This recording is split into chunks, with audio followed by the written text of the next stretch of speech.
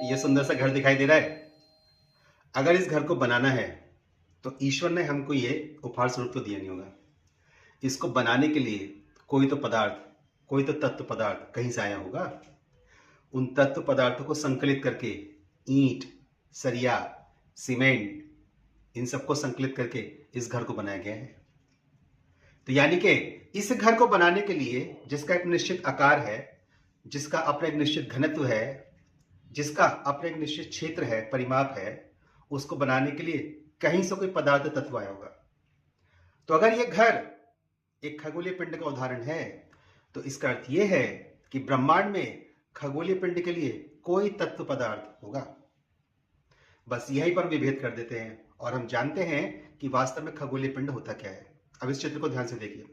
इस चित्र में जितनी भी आकृति आपको दिखाई दे रही है, ये सब के सब खगोलीय पिंड का उदाहरण है।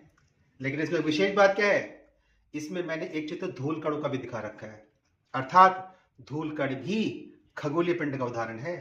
संभवतः कोई नहीं बताता है कि धूल खंड और also the example of the celestial bodies, धूल के खंड भी, डस्ट पार्टिकल्स भी खगोलीय पिंड का उदाहरण है। अर्थात ब्रह्मांड में धूल के कण से भी निम्न स्तर का कोई तत्व पदार्थ है जो उनको संरचनात्मक स्थिति में लेके आता है। खगोलीय पिंड क्या है? तो खगोलीय पिंड तत्व पदार्थ का ब्रह्मांड में उपस्थित जितना भी द्रव्यमान है उसका एक ऐसा संकलन जिसके पास अपने एक निश्चित घनत्व है, अपनी एक निश्चित आकृति है और उसके पास अपनी एक ठोस संरचना है। वह खगोलीय पिंड, सेलेस्टियल बॉडी कहलाता है। और अगर इसी खगोलीय पिंड का तापमान 1 करोड़ डिग्री सेंटीग्रेड से ऊपर निकल गया तो यह तारे में परिवर्तित होता है। अगले लेक्चर में देखेंगे तारा क्या होता है। अभी कुल मिला के हम ये समझे कि ब्रह्मांड में तत्व पदार्थ है, ब्रह्मांड का अपने द्रव्यमान है।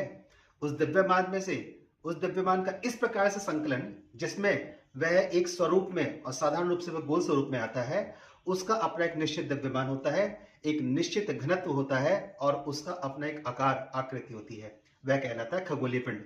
तो इस प्रकार से धूल का कण, उपग्रह, ग्रह, खगोलीय पिंड में हमारा ये क्षुद्र ग्रह, उल्का पिंड, धूमकेतु और हमारा सूर्य, यह सब खगोलीय पिंड के उदाहरण है। ये मैं क्यों बता रहा हूं? क्योंकि नेक्स्ट लेक्चर मुझे आपको बताना है कि तारा और ग्रह क्या होते हैं। मिलता हूं अगले लेक्चर में, तब तक चैनल को सब्सक्राइब करिए, वीडियोस को लाइक करिए और इस शॉर्ट्स की सीरीज को अधिक से अधिक शेयर करिए।